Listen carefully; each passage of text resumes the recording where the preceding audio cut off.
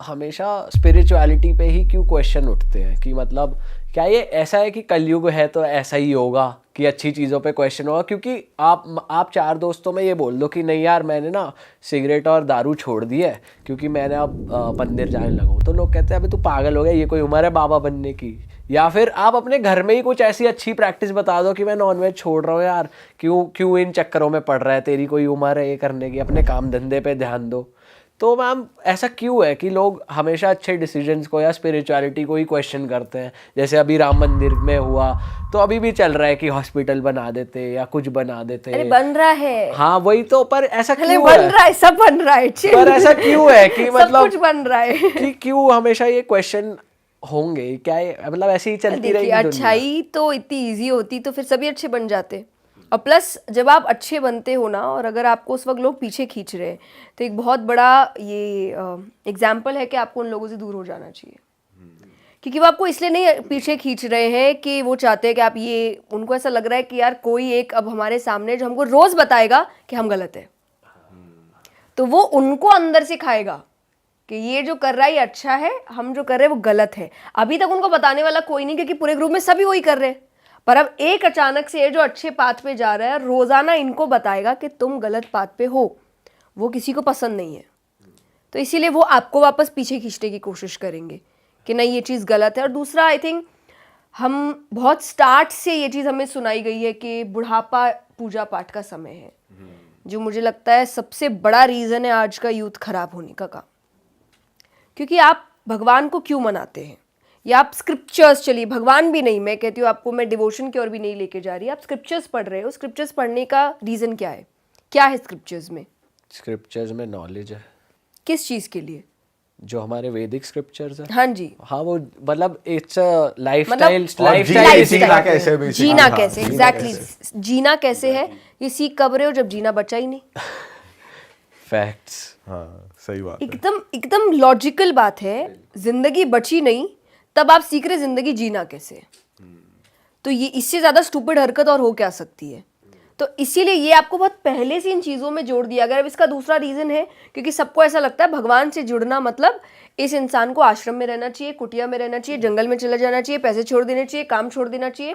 कोई भी यूथ ये नहीं करेगा। आज आप 3 लोग बैठे हैं, मैं आपको बोलूँ कि आपको अगर भक्ति से जुड़ना है तो आप ये सब छोड़ दो, ये टेक्नोलॉजी छोड़ दो, पैसे छोड़ दो, ये शूज़ आपने पहने हैं सब इतने महंगे, ये सब छोड़ दो और उसके बाद भगवान से जुड़ो। आप जुड़ेंगे? हम कहेंगे हम तो जुड़े हुए। हाँ हम कहेंगे हम ये सब तो भगवान ही करवा रहे हैं जी। नहीं, अगर आपका डिवोशन है नहीं, हाँ, अभी नहीं जुड़ेंगे आप। लेकिन अगर मैं आपसे कहूँ कि आपको कुछ छोड़ने की जरूरत नहीं है, मैं सब कुछ के रहते रहते आपको बैलेंस्ड वे में भगवान से जोड़ दूंगी, तब ऑब्वियसली आप आ जाएंगे। तो स्टार्ट से यूथ को हर चीज से दूर रहने के लिए बोला गया है, ये नहीं कर सकते, वो नहीं कर सकते, इतना डरा दिया गया कि यूथ बोला ठीक है बुढ़ापे में आके करेंगे, जब हमने सब कुछ कर लिया होगा तब जब हम रेडी होंगे सब छोड़ने के लिए, तब हम भगवान के पास आ जाएंगे। और यही चीज़ ने, क्योंकि देखिए स्टार्ट में स्पिरिचुअलिटी थी, चीज़ें सही थी, बीच में काम खराब हुआ और फिर जनरेशन बिगड़ी, अब बिगड़ गई तो वापस से हम इसी में आ रहे हैं, लाइन पे आ रहे हैं। तो चीज़ें वही घूमती है। पहले बेल बॉटम्स चलते थे, फिर इसकी नीचे जीन्स आई, अब वापस बेल बॉटम्स आ गए, वही चीज़ घूम फिर के आती है। बीच वाले थोड़ा काम खराब कर देते हैं तो वापस चीज़ें ठीक करनी पड़ती है। तो यही चीज़ें हैं कि यूथ को समझना होगा कि आप बैलेंस्ड वे में सब कुछ करिए, बस add the divine connection with you, और आपको लगेगा मनी मैटर्स में, रिलेशनशिप में, करियर वाइज हर चीज़ इतनी स्मूथली चलेगी कि आपको भी फील होने लगेगा कि सब झूठी बातें थी कि भगवान से जुड़ने के लिए सब कुछ छोड़ना पड़ता है, और छोड़ना पड़ता तो भगवान अर्जुन से इतना प्यार नहीं करते। मैम आजकल ना ये भी बहुत ज़्यादा चल रहा है कि जैसे हम रील्स वगैरह पे देखते हैं कि भाई अपनी लाइफ का पर्पस जानो, कि आप किस लिए पैदा हुए हो, क्यों हुए हो। तो ये इन सब में यूथ बहुत ज़्यादा घुस रहा है, तो ये बहुत ज़्यादा ज़रूरी है ये जानना कि भाई मेरी लाइफ का पर्पस क्या है। क्योंकि घर वाले कहते हैं भी अपना पढ़ो, करियर पे ध्यान दो, अपना परिवार आगे बढ़ाओ, उस पे फोकस तो रहता ही है जैसे लोगों का। लेकिन अलग वे से देखा जाए तो फिर अभी हो गया कि भाई मेरा वो पर्पस क्या है लाइफ का, तो लोग ये ज़्यादा सोच रहे हैं। तो इस बारे में सोचना चाहिए लोगों क्या? के प्रोफेशंस है कि आप हमारे पास आओ, हम आपको आपका लाइफ पर्पस बताएंगे। तो ऐसा क्या मेरी तरफ घूम के आया? नहीं नहीं नहीं मैम, हम बहुत सारे लोगों के साथ ऐसे पॉडकास्ट करते हैं जिनका लिटरली वो साइंसेज है, टैरो है, जिनके थ्रू वो बताते हैं कि आपका लाइफ पर्पस क्या है। इनफैक्ट इंस्टाग्राम पे एड्स चल रहे होते हैं कि अपना लाइफ पर्पस जानिए।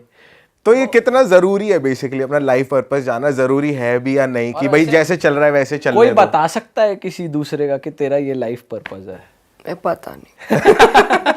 मैम कह रही है क्या क्वेश्चन पूछा तुमने यार, मेरे मेरे में क्यों आ रहा है यार? नहीं, एस्ट्रोलॉजी में मैं बिलीव करती हूँ, पर मैं घुसी नहीं हूँ इतना अंदर। तो मैं ऐसे बिलीव करती हूँ कि ये ऐसी चीज़ है जो सच है, बट बहुत नॉलेजेबल इंसान ये चीज़ बता सकता है। पर मैं गई नहीं कि आप मेरा भविष्य बताओ मुझे क्या होने वाला है, क्योंकि मेरे पापा ने डे 1 से मुझे कहा कि जब आप इन चीज़ों में बहुत ज़्यादा पड़ जाते हो, कहीं ना कहीं मेहनत से भटक जाते हो।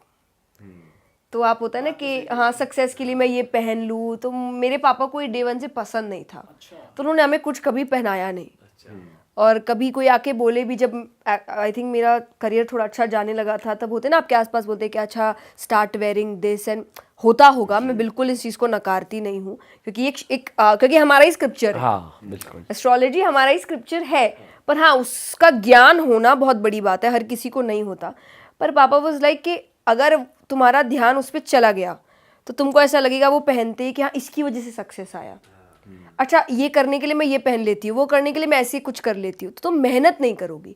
अभी तक तुम्हारा काम है कि सक्सेस के लिए मुझे मेहनत करनी है, ये पाने के लिए मुझे कर्म करना है, इससे पीछे मत हटो।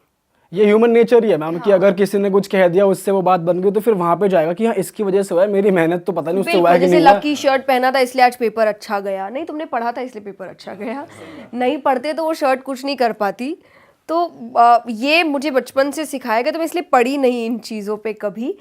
पर पर्पस अगर आपको पता है तो बहुत, ये वही बात है, अगर आपको रास्ता पता है तो मंजिल इजीली मिल जाएगी, नहीं तो आपको थोड़ा भटकना पड़ेगा, पूछना पड़ेगा भैया कहाँ जाऊँ, भैया कहाँ जाऊँ। मुझे पता है मेरा रास्ता क्या है, तो मुझे मंजिल मिलने में दिक्कत नहीं होगी। ये वही वाली बात है, नहीं भी पता है तो कोई बात नहीं, वो तो मंजिल लिखी है, वहाँ पहुँच ही जाओगे, बस थोड़ा भटक के पहुँचोगे। जिसको पता है वो थोड़ा ईजिली पहुँचेगा। तो आई थिंक आपका पर्पस होना चाहिए, और वो पर्पस कुछ भी हो सकता है। फॉर एग्जाम्पल मुझे नहीं लगता मेरा पर्पस सिर्फ कथा करना है, मेरे लिए है कि मुझे भगवान अच्छे लगते हैं, मुझे भगवान की बातें अच्छी लगती है। अब किसी भी वे में मैं ये कर सकती हूँ, तो ये चाहे भजन है, चाहे कथा है, चाहे पॉडकास्ट है, ये मेरे लिए नई चीज़ है, मैंने ये बहुत रिसेंटली शुरू करी है।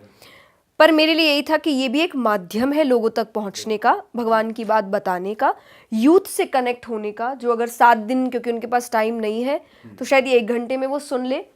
आई विल डू एवरीथिंग जो इस पर्पस को कनेक्ट करता है। तो कोई एक चीज़ नहीं है मैं यही करूँगी और मुझे मिलेगा, मैं कुछ भी करूँगी। आप मुझे कोई भी फील्ड दो कि इस फील्ड में जाने से आपका काम बन जाएगा, आई विल डू दैट। तो ये एक पर्पस होता है। उद्देश्य क्या है, तरीके आपके बहुत हो सकते हैं, पता हो तो लाइफ ईजी होती है। करेक्ट। मैम जैसा आपने बताया आप 6 साल की उम्र से भजन गा रहे हो, मैं जानना चाहता हूँ कथा का एलिमेंट कैसे आपकी लाइफ में आया? आपने उसके लिए पढ़ा कुछ, आपने याद करा, वो कौन सी एज थी? और पहली कथा का एक्सपीरियंस जानना चाहूँगा मैं आपसे। तो मैं आई थिंक 12-13 साल की थी जब मैंने पहली कथा 3 दिन की करी थी। वो एक डिवोटी की कथा है, नरसी मेहता, गुजरात के हैं। अच्छा। हाँ जी। तो और मायरा, हमारे यहाँ एक इवेंट होता है शादी में जो मामा परिवार भरते हैं। तो नरसी जी का बेटा नहीं था, तो उनकी बेटी की शादी है, तो उस हिसाब से मामा परिवार यानी उनके भाई को भरना चाहिए, पर कोई है नहीं। और वो भगवान के भक्त थे, उन्होंने कभी इन चीज़ों पे ध्यान नहीं दिया, हमेशा भगवान की भक्ति करते रहे। तो उन्होंने यही कहा कि वो आएगा भरने मायरा। तो उसकी पूरी कथा है और भगवान आते हैं और 56 करोड़ का मायरा भरते हैं। अच्छा। हाँ जी। तो ये पूरी एक स्टोरी है, उस पर मैंने पहली बार कथा करी थी। और इसकी स्टोरी ऐसी है कि मैं भजन गाती थी, और आप बहुत छोटे हो, आपको तो कथा क्या होता है पता भी नहीं था उतना उस वक्त। तो मेरे दादाजी, मेरे पापा हमेशा से जिन्होंने इस कथा को बहुत प्रसिद्ध किया, स्वामी राम सुखदास जी, वो उनकी कथा कैसेट में आती थी, वो सुनते थे और वो इतनी अच्छी कथा करते थे कि बहुत इमोशनल हो जाते थे पापा, बहुत रोते थे। तो आपको तो वियर्ड लगता है एक छोटे बच्चे को कि मेरे घर में पापा क्यों दिन भर रोते रहते हैं, हर थोड़े दिन में कुछ चल रहा और ये रोने लग जाते हैं। तो मैंने उनको बोला आप क्या सुनते हो, मुझे भी सुनाओ, क्यों रोते रहते हो। तो उन्होंने मुझे सुनाया टू बी वेरी ऑनेस्ट मुझे 60-70% समझ कुछ नहीं आया, पर जैसे इसलिए मैं कहती हूँ मेरी डेस्टिनी थी। पर मुझे बस ऐसे मैंने बोला कि मुझे करना है, ये जो भी ये करते हैं, आपको अच्छा लग रहा है, मुझे भी ऐसे थोड़ा तो ठीक ठीक ही अब करते हैं। और वो करते तो बोल दिया, मुझे 1.5 साल लगा उसको तैयार करने में। पर उसके और मेरे पापा को था क्योंकि उनके लिए वो बहुत एक उनके दिल से जुड़ी हुई चीज़ थी और उनका बच्चा ये करने की कोशिश कर रहा है, तो उनके लिए और डबल कनेक्शन हो गया। तो उन्होंने बोला मैं हूँ पीछे, फिर चलो मैं जैसे जैसे बोलूँगा। तो उन्होंने फिर किताबें लाई, मुझे पढ़ाया, मुझे सारी स्टोरीज़ बताई। और वो कथा मैं मारवाड़ी में करती हूँ। अच्छा। क्योंकि मायरा मारवाड़ियों में ज़्यादा तामझाम से भरा जाता है, पूरे ढोल नगाड़ों के साथ आता है। ये एक रिचुअल बहुत बड़े रूप में मनाते हैं। तो मैं वो कथा मारवाड़ी में मैंने शुरुआत, तो हिंदी में भी करते हैं। तो एक तो उसको भी मुझे इतनी फ्लुएंटली बोलने में बड़ा समय लगा कि एक आपको आता है, क्योंकि मैं मारवाड़ी हूँ, पर इतना छोटा बच्चा इतनी फ्लुएंटली नहीं बोलता कि वो 3 दिन की कथा कर दे। तो वो भी एक 1.5 साल तक घर में सब मुझसे मारवाड़ी में ही बात करते थे ताकि मुझे इतने अच्छे से आ जाए। तो समय लगा करने में, पर मैंने की। और मैंने पहली कथा ही श्याम बाबा का एक मंदिर है कोलकाता में, बहुत पुराना, मैंने मंदिर के अंदर करी थी। और वो दिन है और भगवान ने पीछे देखने नहीं दिया आज तक मुझे। तो मुझे लग रहा है मेरी शुरुआत ही बड़ी अच्छी हुई। आज भी आप वही कथा करते हो? मैं वो भी करती हूँ। अब मैंने 7 दिन की भागवत भी शुरू कर दी, वो मैंने क्लास 12 में करी। पर तब तक तो आप बहुत समझदार हो चुके हो, आप खुद पढ़ना शुरू कर चुके हो। तो वो तो मैंने सोच समझ के की कि हाँ भाई ये कथा मुझे करनी है। और मैंने सोचा था मैं 12 के बाद करूँगी, एक बार बोर्ड्स कंप्लीट हो जाए। लेकिन जो भगवान चाहते हैं वो हो ही जाता है। तो कुछ रीजंस की वजह से मेरी पहली कथा आई थिंक अक्टूबर में हुई बुक, और बोर्ड्स आपके फेब के आसपास पढ़ते हैं। तो मैंने बोर्ड्स के पहले वो कथा करी थी। अरे वाह, आपने ये वीडियो यहाँ तक देख ली भाई, तुमने हमारी मेहनत सफल कर दिया। तुम ही लोग हो असली रियल हिट। और अगर आपको बहुत मजा आ रहा है ऐसी क्लिप्स में, ऐसी वीडियोस में, तो फटाफट जाइए प्लेलिस्ट पे, बिंज वॉच कीजिए, सारी वीडियोस देख डालो और मौज काटो। That is it. हम मिलेंगे नए पॉडकास्ट में, नए क्लिप में। Till then bye bye, see you, take care, do subscribe. Best of real talk online. Okay, bye bye.